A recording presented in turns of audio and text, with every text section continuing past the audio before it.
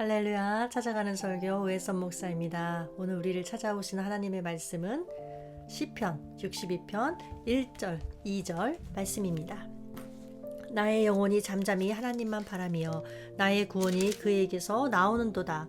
오직 그만이 나의 반석이시요 나의 구원이시요 나의 요새이시니 내가 크게 흔들리지 아니하리로다. 아멘. 하나님의 말씀이었습니다.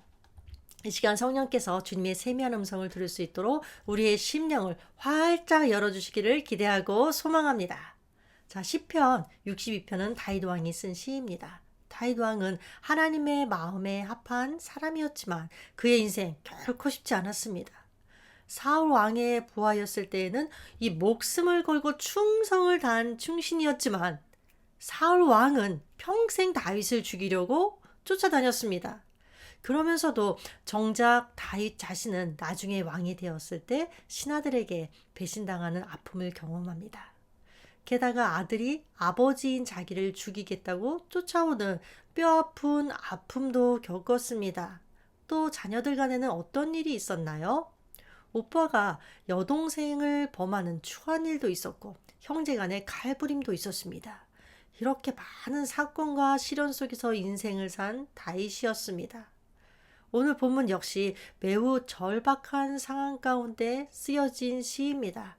아들인 압살롬의 반역으로 인해서 다윗이 요단 동편에 마하나임에 피신해 있을 때 쓴 시로 추정되고 있는데 이 62편의 핵심 주제는 무엇이냐? 환난에 처한 자가 구원으로 나아가는 길은 오직 하나님만 신뢰하고 잠잠히 하나님을 바라보는 것이다. 이것이 핵심 주제입니다. 1절 볼까요? 나의 영혼이 잠잠히 하나님만 바라며 나의 구원이 그에게서 나오는도다. 당시 다윗은 매우 절박했습니다. 반역자들은 다윗을 제거하기 위해서 총공세를 준비하고 있었고 이러한 상황에서 다윗은 마음이 어땠을까요?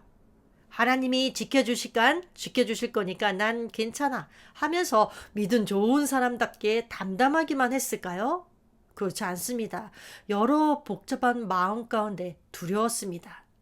자신의 심정을 땅 끝에 처해 있는 것으로 표현하고 있죠. 61편 2절을 보니까 내 마음이 약해질 때에 땅 끝에서부터 주께 부르짖으오리니 나보다 높은 바위에 나를 인도하소서. 그런데 여러분 중요한 건 절박한 상황으로 마음이 약해지고 다윗은 두려웠지만 크게 요동하지는 않았다는 것입니다. 2절 말씀 오직 그만이 즉 하나님만이 나의 반석이시요 나의 구원이시요 나의 요새이시니 내가 크게 흔들리지 아니하리로다. 다윗은 두려웠지만 두려움에 떨면서 우왕좌왕하지 않았습니다. 또한 현재의 난국을 타개하려고 스스로 애쓰고 힘쓰지도 않았습니다. 그리고 하나님이 자신을 보호하시고 구원하시리라는 믿음을 가지고 이렇게 선언합니다. 나의 영혼이 잠잠히 하나님만 바라며 나의 구원이 그에게서 나오는도다. 여러분, 다윗의 이러한 선언에서 폭풍 속의 고요를 느끼십니까? 아무리 강심장을 가진 사람이라도 죽음의 위협을 받게 되면 두려움으로 요동하게 마련입니다. 비록 겉으로는 내색하지 않는다 할지라도 그 마음은 심하게 흔들리게 됩니다. 그러나 믿음의 선언을 하고 있는 다윗에게서 그러한 요동이 느껴지지 않습니다. 자, 이것은 하나님을 절대 신뢰했기에 가능한 일이었습니다. 성경을 보면 위기의 순간에 하나님만 잠잠히 바랐던 사람과 또 그렇지 못한 사람들이 많이 나옵니다. 그 가운데에서 하나님만 잠잠히 바랐던 대표적인 인물 누가 있을까요? 모세입니다. 모세가 이스라엘 백성들을 이끌고 홍해에 다다랐을 때 애국 군대가 이스라엘 백성들을 추격해서 왔습니다. 이스라엘 백성들 앞으로 나아갈 수도 없고 뒤로 물러설 수도 없는 상황이 되었습니다. 마치 도간에 든 쥐처럼 꼼짝없이 죽을 처지였습니다. 그러자 백성들은 요동하기 시작합니다. 모세를 향해서 애굽 땅에 매장지가 없어서 광야로 이끌어내서 죽게 하느냐. 원망했습니다. 그때 모세는 백성들을 향해서 뭐라고 하나요? 너희는 두려워 말고 가만히 서서 여호와께서 오늘날 너희를 위하여 행하시는 구원을 보라. 잠잠히 하나님의 구원을 기다리라는 것입니다. 유동치지 말라는 것입니다. 모세는 하나님에 대한 절대적인 믿음이 있었습니다. 10가지 재앙으로부터 이스라엘을 보호하신 하나님이 이제 와서 자신들을 죽이신다는 것 상상도 할 수 없었습니다. 그래서 가만히 서서 하나님의 구원 역사를 보라고 백성들에게 요구한 것입니다. 반면에 위기 앞에서 하나님을 잠잠히 바라지 못했던 대표적인 인물 누가 있을까요? 사울 왕입니다. 블레셋과의 전쟁을 앞두고 있는 사울에게 사무엘은 말합니다. 백성들을 위해 제사를 드려주겠다. 그런데 사울이 먼저 출전해서 진을 쳤지만 약속한 때가 다 되어도 사무엘은 나타나지 않았습니다. 그리고 그 와중에 블레셋이 공격을 시작했고 이스라엘 진영에서 이탈하는 자들이 생겨나기 시작했습니다. 그러자 군사들이 다 달아나면 어떻게 전쟁에서 이기나 하는 두려움과 걱정이 사울의 마음을 사로잡았습니다. 그래서 사울 어떻게 하나요? 사무엘을 기다리지 않고 자신이 직접 번제를 드리고 말았습니다. 위기가 닥쳐오자 이 마음이 요동쳐서 잠잠히 하나님만 바라지 못하고 자기 힘으로 직접 그 난국을 벗어나고자 한 것입니다. 그 결과 그는 하나님으로부터 버림을 받았습니다. 여러분, 이렇게 신앙의 진정성은 위기의 순간에 드러납니다. 그렇다면 여러분은 진정한 성도입니까? 위기가 닥쳐서 두렵더라도 또 때로는 가슴 아픈 슬픈 일이 있더라도 내가 배신감에 휩싸인다 할지라도 잠잠히 하나님만 바랄 수 있는 믿음이 있습니까? 나의 마음도 다스려주고 모든 위기가 되려 기회가 되게 만드실 수 있는 주님, 우리 주님, 그 역전시키는 주님을 신뢰하십니까? 2절을 보면 다윗은 고백합니다. 오직 그만이 나의 반석이시요 나의 구원이시요 나의 요새이시니 내가 크게 흔들리지 아니하리로다. 여기서 오직 그만이 라는 말에 주목해야 합니다. 하나님 외에는 해결 방안이 없다는 것입니다. 다른 구원자가 없다는 것입니다. 다윗은 이러한 신앙이 있었기에 일평생 다른 곳으로 눈을 돌리지 않고 하나님만 섬겼습니다. 그로 인해 하나님의 놀라운 은총을 입을 수 있었습니다. 그런데 구약의 이스라엘 백성들 한번 볼까요? 그들은 하나님의 이름을 부르면서도 바알과 같은 우상의 이름도 함께 불렀던 경우가 많았습니다. 하나님만이 유일한 구원자라는 믿음이 없었기 때문이죠. 그렇습니다. 오늘날 성도라 하는 사람들 중에도 하나님의 이름 위에 다른 신의 이름을 부르는 사람들이 없지 않습니다. 물론 직접적으로 다른 신의 이름을 부르지는 않을 것입니다. 그러나 이스라엘 백성들이 금송아지를 만들어 놓고 그 금송아지를 하나님이라고 불렀듯이 우리들이 하나님이라고 부르지만 실제 그 내용을 쑥 들어가 보면 하나님의 이름을 가장한 다른 것일 수 있다는 것입니다. 아주 무서운 일이죠. 이렇게 되면 아무리 열심히 하나님을 믿는다고 해도 실제로 믿는 것이 아닙니다. 그러면 구원이 있을까요? 없습니다. 오직 그만이, 즉 하나님만이 나의 구원이시여. 이 신앙을 굳건히 붙잡고 삶 가운데 잘 적용해 나가야만이 합니다. 그런데 문제는 이 구원이 우리가 원하는 때에 적절하게 오지 않는다는 것입니다. 3절을 보면 다윗은 자신의 반역자들을 향해 말합니다. 넘어지는 담과 흔들리는 울타리같이 사람을 죽이려고 너희가 일제히 공격하기를 언제까지 하려느냐. 지금 다윗의 상황은 어떠한가? 가만히 놔둬도 금방이라도 쓰러질 담과 울타리처럼 심각한 위기 상황 가운데 있습니다. 그런데도 자신의 그 대적들은 죽이지 못해 안달이 나서 총공세를 펴고 있습니다.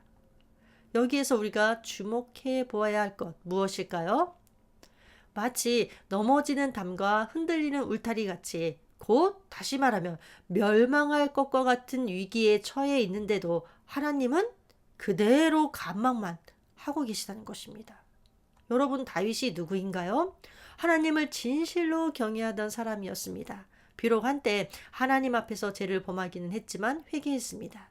그리고 하나님은 그 회개를 받아주셨습니다.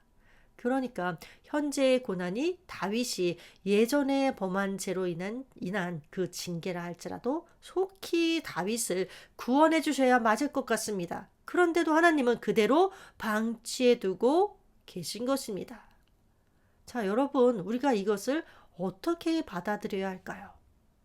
하나님은 워낙 무정한 분이라서 다윗을 그렇게 위기에 방치해 두시는 걸까요? 그렇지는 않을 것입니다. 우리가 하나님의 마음과 생각을 다 알 수는 없지만 한 가지 생각해 볼 수 있는 건 무엇이냐? 다윗의 믿음을 시험하기 위함이 아닐까 싶습니다.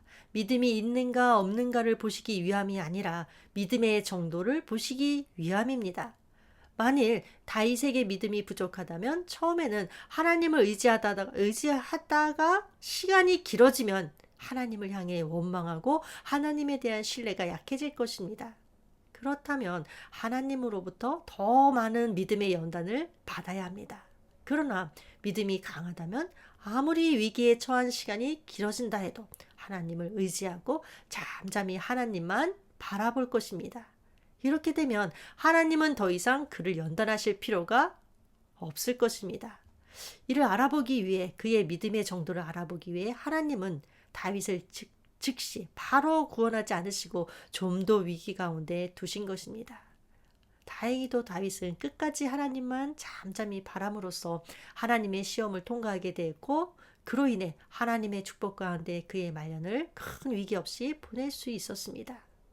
지금도 하나님은 이렇게 믿음의 정도를 보시기 위해서 성도를 절박한 위기에 던져두시고 지켜보기만 하실 때가 있습니다. 그래서 하나님의 응답이 없을지라도 그리고 그로 인해 극심한 고통 가운데 있다 할지라도 끝까지 하나님만 잠잠히 바라는 신앙의 모습을 하나님께 보여드려야 합니다. 자, 출애굽한 이스라엘 백성들 볼까요? 그들은 하나님의 시험의 때에 잠잠히 하나님을 바라지 못하고 원망하고 불평함으로 쉽게 들어갈 수 있었던 가나안 땅 언제 들어가나요? 광야를 돌고 돌아 무려 40년이나 더 연단 받은 후에야 들어갈 수 있었습니다. 하나님이 그들을 위해 예비하신 축복을 받기까지 더 많은 연단의 시간과 고통을 당해야 했던 것입니다. 우리는 이와 같은 어리석음을 범하지 않기 위해서 하나님을 절대 신뢰하며 잠잠히 주를 바라야 합니다. 그렇다면 여러분, 잠잠히 주를 바란다는 것 우리 삶에 좀 더 구체적으로 한번 적용해 볼까요? 잠잠히 하나님만 바란다는 것은 이 두 손 놓고 아무것도 안 하는 것을 말할까요? 그렇지 않습니다. 그렇다기보다는 첫 번째, 이러쿵저러쿵 말하지 말라는 것입니다. 부정적인 말, 안 좋은 말, 그런 것들을 내 입으로 뱉어내면 말에는 힘이 있기 때문에 정말 그 말대로 되기도 하고 또한 나를 더 안 좋은 상황으로 이끌어가기도 합니다. 그런데 우리들은 무슨 조그만 일만이 생겨도 누군가에게 막 이야기하려고 합니다. 그렇게 이야기하고 나면 뭔가 좀 시원해지고 나아질 것 같지만 사실 얘기하면 할수록 더 복잡해질 뿐입니다. 내가 한 한마디는 나에게 10마디가 되어서 돌아옵니다. 또한 억울함에 막 사무치고 욕심에 차 있고 변명에 차 있는 속에서 내가 무슨 말을 하면 그 말이 나 자신을 찌르면 물론이고 상대방까지 찌르는 말이 됩니다. 그래서 자신은 물론이고 상대방에게까지 큰 고통을 주게 됩니다. 그리고 더 중요한 건 이런 말들은 다 어둠에 이르기에 기도가 안 된다는 것입니다. 그래서 나의 영혼아 잠잠히 하나님만 바라라. 더 쉽게 말하면 조용해져라. 이런 말 저런 말 하지 마라. 자, 두 번째, 잠잠히 하나님만 바란다는 것은 모든 복잡한 생각을 멈추는 것입니다. 왜 이런 일이 나에게 있냐고 소리치지도 말고 또 누구 때문이라고 생각하지도 말고 조용히 하나님만 바라보아라. 자, 여러분들 생각하기 시작하면 생각이 꼬리에 꼬리를 물어서 끝이 없습니다. 이렇게 생각하고 저렇게 생각하고 이렇게 할까 저렇게 할까 궁리하다 보면 끝없이 생각이 뻗어나가서 갈수록 더 복잡해지고 결국은 자신을 파멸로 이끌고 가게 됩니다. 그래서 내 영혼아 잠잠히 하나님만 바라라. 복잡한 모든 생각, 곱씹는 모든 부정적인 생각을 멈추어라. 우리에게 어떤 걱정이나 아픔이 있더라도 또 어떤 원망과 불평거리가 있다 할지라도 모든 말, 부정적인 말과 복잡한 부정적인 생각을 멈추어야 합니다. 그리고 잠잠히 하나님만 바라보아야 합니다. 비록 지금 상황에 눌려서 하나님의 사랑이 느껴지지 않을지도 모르겠습니다. 그러나 예전에 하나님의 사랑에 감격하면서 누렸던 그때를 추억하며 여전히 하나님은 나를 사랑하신다는 것을 기억해내야 합니다. 내가 아무리 기도하며 물어도 침묵하고 계실지도 모릅니다. 그러나 그렇다 할지라도 하나님은 살아계셔서 내 기도, 나의 기도에 이 귀를 기울이시고 계시다는 믿음을 갖고 하나님의 때를 잠잠히 기다려야 합니다. 우리 모두 잠잠히 주님만 바라보며 자신을 향해서 한번 명령해 보겠습니다. 내 영혼아 잠잠히 하나님만 바라라. 기도하겠습니다. 하나님 아버지, 우리의 영혼이 잠잠히 하나님만 바라보기를 원합니다. 덕이 되지 않는 모든 말과 내 생각을 내려놓고 하나님 주시는 생각과 말씀만으로 나 자신을 채우기 원합니다. 그리하여 마음에 가득한 것이 입으로 나온다고 하신 것 같이 나의 입술을 통하여 나오는 모든 말들이 생명을 살리는 말이 되게 하여 주시옵소서. 내 안에 하나님 주시는 생각으로 가득 채워 주시옵소서. 예수님의 이름으로 기도합니다. 아멘.